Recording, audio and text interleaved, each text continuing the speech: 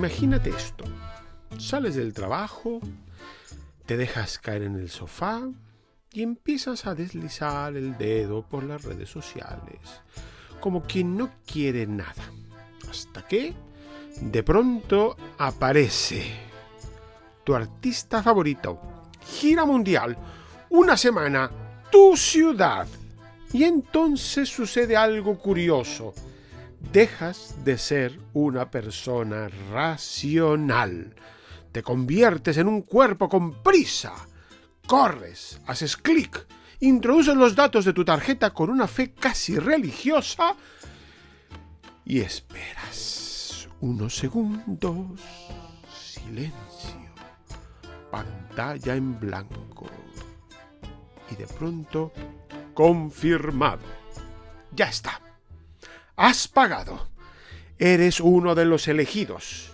Y lo más inquietante no es el dinero que acabas de gastar, es la felicidad inmediata que sientes por hacerlo. Tranquilo, no eres especial. Esto le pasa a millones de personas cada día. Lo interesante es que esta escena, tan banal, tan perfectamente integrada en nuestras vidas, no existía hace apenas 250 años. Porque durante siglos la música no fue tuya, ni mía, ni de nadie como nosotros. Era un lujo, un objeto de consumo exclusivo. Si un noble no te abría la puerta, pues no escuchabas nada, punto. Sí, podrías colarte en una iglesia y escuchar algo, pero eso no era un concierto, era otra cosa. Un accidente dentro de un ritual. El concierto público, eso que hoy compras con 2 clics y una pequeña dosis de ansiedad, no nació por amor al arte. Nació porque alguien entendió que la emoción también se podía vender. Capitalismo, revolución social y marketing. Mucho marketing. ¿Te gustaría saber cómo empezó todo esto? Acompáñame. Soy Rubén Fausto Murillo y esto es Notas con Música.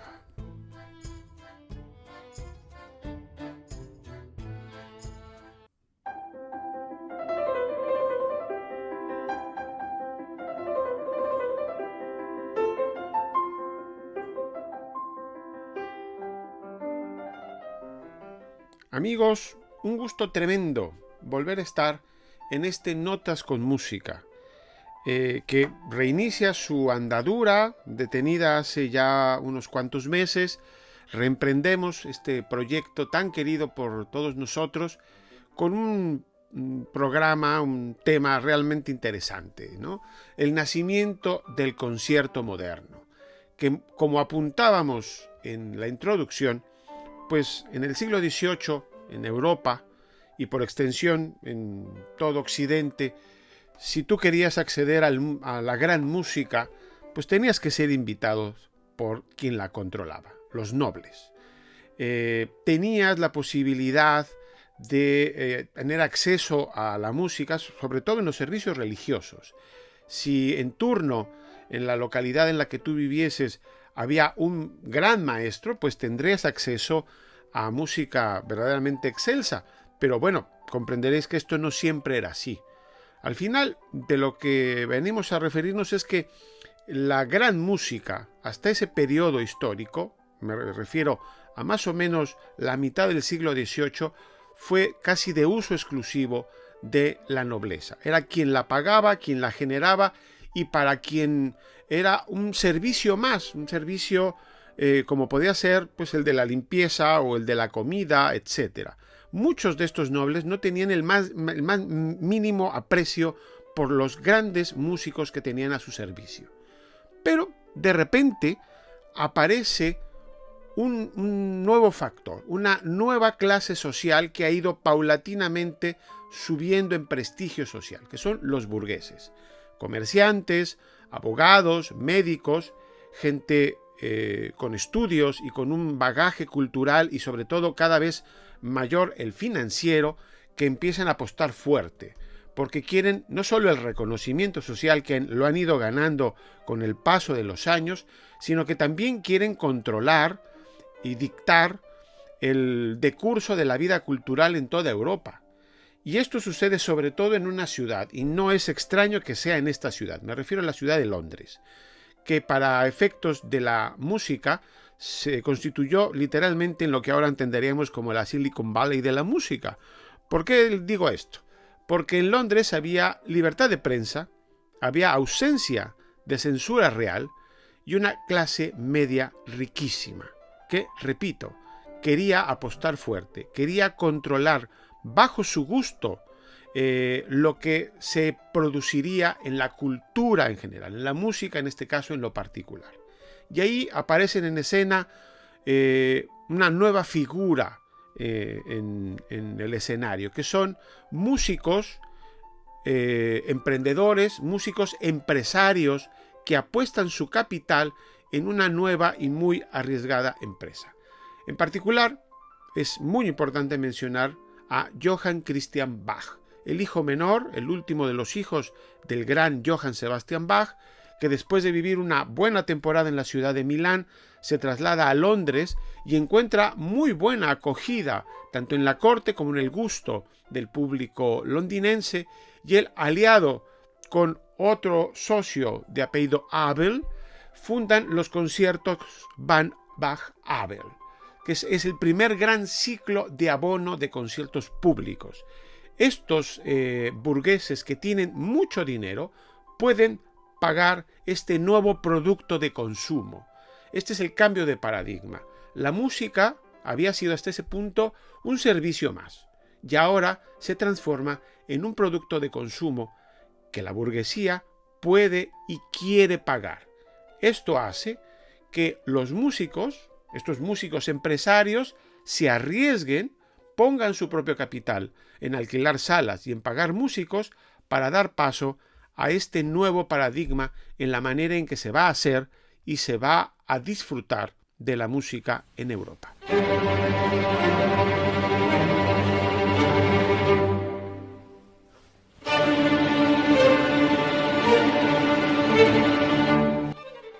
Este modelo, que nace en Londres, un modelo que funciona bastante bien, se exportará, llegará al continente de manos de un personaje realmente interesante. Es Johann Peter Salomon.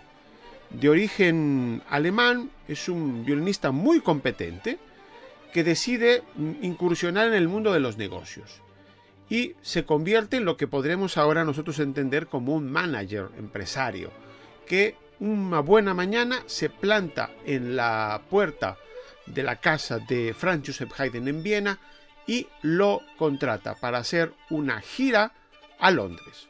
Originalmente esta gira comprendería 1791 y 1792. El encargo es estrenar en Londres una nueva serie de sinfonías que Haydn ha de componer para tal efecto. El resultado es verdaderamente clamoroso, porque esto se constituye en el primer contrato de una superestrella internacional. Haydn acababa de ser jubilado del servicio a los Esterházy. Los Esterházy habían disuelto la orquesta que habían mantenido durante tantos años bajo la dirección de este gran músico, y Haydn había sido jubilado de todo tipo de servicio para la familia. Se mantuvo un cierto vínculo, Haydn tenía que componer una misa anualmente y poco más. Así que en el final de su vida, Haydn se ve absolutamente liberado de toda carga de servicio para su antiguo señor feudal. Se embarca en esta nueva aventura y aquí podemos ver ya este nuevo modelo. Los londinenses consumen, llenan las salas donde se presenta Haydn con estas sinfonías. Y ahí también se genera una competencia feroz de orquestas que intenta captar al compositor y a sus nuevas obras para satisfacer los deseos de la sociedad londinense. ¿Qué sucede en el continente propiamente? En Viena aparece también una figura importante que es Mozart, que rompe con el príncipe arzobispo von Colloredo de Salzburgo, con aquel famoso puntapié que le dan para expulsarlo del servicio arzobispal y en 1781 llega a vivir a Viena. Y él inicia una mixtura, dijésemos, en lo que en ese momento se llamaban las academias, que eran conciertos por suscripción. Yo ahora le explico qué es esto. Resulta ser que, por ejemplo, su editor, Artaria, anunciaba por listas de correos y hacía correr la noticia de que el maestro Mozart iba a dar una academia y quien quisiera se podía apuntar. Se pagaba y si había un quórum suficiente, se hacía el concierto en algún casino, en algún salón de casino, en algún edificio público, no en una sala de conciertos como ahora. Normalmente eran salas de casinos, algunas sala bastante amplia y lujosa para hacer un evento de este tipo, pero insisto, si previamente el editor no sacaba el suficiente rédito de esta empresa, el concierto no se hacía y Mozart no cobraba. Era un modelo bastante frágil que, por ejemplo, hacia 1790, cuando la nobleza se ve sumergida en la guerra que establece el imperio contra los turcos, todos estos nobles desaparecen de Viena y el público que originalmente asistía a las academias de Mozart se esfuma, se volatiliza y Mozart empieza a tener serios problemas económicos. Otra cuestión también muy importante, estas academias son muy diferentes de nuestros conciertos modernos. ¿Qué sucedía? Pues que era realmente un programa de buffet, porque había trozos de obras, no obras enteras, no había una sinfonía entera, muchas veces simplemente se tocaban algunos movimientos inconexos, había muchas improvisaciones del artista en cuestión, áreas de ópera, momentos para el lucimiento del músico que estaba organizando esta academia. Este patrón se mantuvo no solo con Mozart, sino que llegamos a estrenos de grandes obras de Beethoven, donde se interpretaban dos sinfonías de Beethoven, luego aparecía Beethoven improvisando algún solo al piano, luego aparecía una buena señora cantando un aria de Beethoven, luego trozos de una misa, en fin, eran maratones verdaderamente extensos que lo que buscaban era satisfacer el gusto del público vienés. No estaban buscando la obra maestra, se estaba buscando la novedad, se estaba buscando satisfacer al público que estaba pagando una entrada.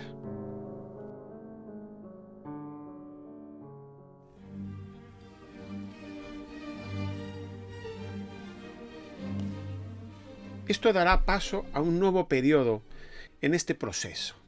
Dijésemos que se pasa del negocio a la institución. ¿A qué me refiero con esto?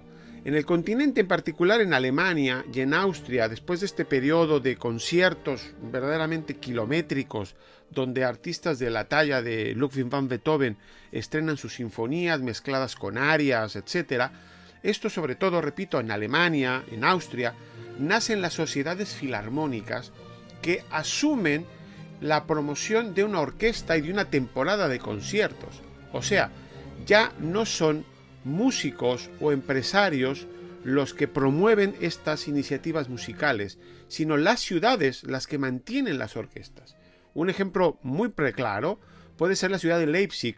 En particular, la Gewandhaus fue promovida por el gremio de los pañeros, que decide construir un edificio muy hermoso, que después se destruyó y ahora tenemos la nueva construcción moderna ya del siglo XX, y también tiene la iniciativa de mantener una orquesta estable para que haya una temporada de conciertos.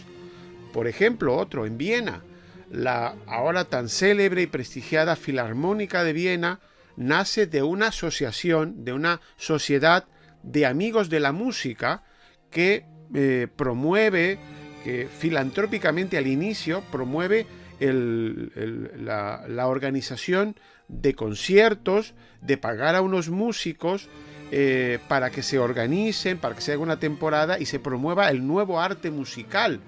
Esto da una estabilidad y da un movimiento artístico muy poderoso que va permeando toda Europa. Es algo muy parecido a lo que sucedió ya hacia finales del siglo XIX, principios del XX, aquí mismo en Barcelona. Iniciativas del mismo tipo, la misma sociedad civil, como lo entenderíamos ahora, se organiza, la alta burguesía se organiza para generar sociedades de conciertos que generen orquestas estables, que a su vez generen temporadas estables de conciertos. Una vez establecido este elemento fundamental, se crea el ritual. Sobre todo al finales del siglo XIX, cuando ya se tiene muy establecido el respeto por la obra maestra, aparece el ritual. Y paulatinamente se empiezan a construir en toda Europa los templos de ese ritual, las grandes salas de conciertos que llenan todo el continente. Ciudades tan importantes como puede ser, ya hemos dicho, Viena, Leipzig, París, Hamburgo, etcétera, toda gran ciudad debe de tener una sala de conciertos diferenciada del teatro de ópera. En el teatro de ópera se hace ópera. En la sala de conciertos, esta nueva religión, podríamos decir, tiene efecto. Y normalmente en estas salas de concierto, y usted puede hacerlo con toda facilidad consultando en internet, suelen tener en el centro una especie de altar. Normalmente en el centro tenemos un gran órgano que para ya el siglo XIX es el rey de todos los instrumentos. Esta ritualización, que es acompañada por el silencio, por la concentración profunda hacia la obra maestra, por inclusive apagar las luces para centrar la atención del público, y esto es una clara influencia de Wagner, van dando pasos muy claros hacia generar un canon también de obras que se repetirán en las temporadas de conciertos de todos los países de Europa. Se genera lo que ahora entendemos como el canon. Las grandes obras que toda orquesta, que todo músico debe conocer para ser partícipe de esta nueva fe que es la adoración a la música clásica. El proceso es bien interesante de nacer o de fijarnos hacia la primera mitad del siglo XVIII, que la música era un patrimonio exclusivo de la nobleza. Hacia finales del siglo XIX, principios del siglo XX, tenemos ya muy establecidas orquestas que están subvencionadas por sociedades filarmónicas, temporadas de conciertos estables y una liturgia que hasta la fecha subsiste de absoluta concentración, de absoluto disfrute de la obra maestra que se está ejecutando en un lugar específicamente construido para tal efecto.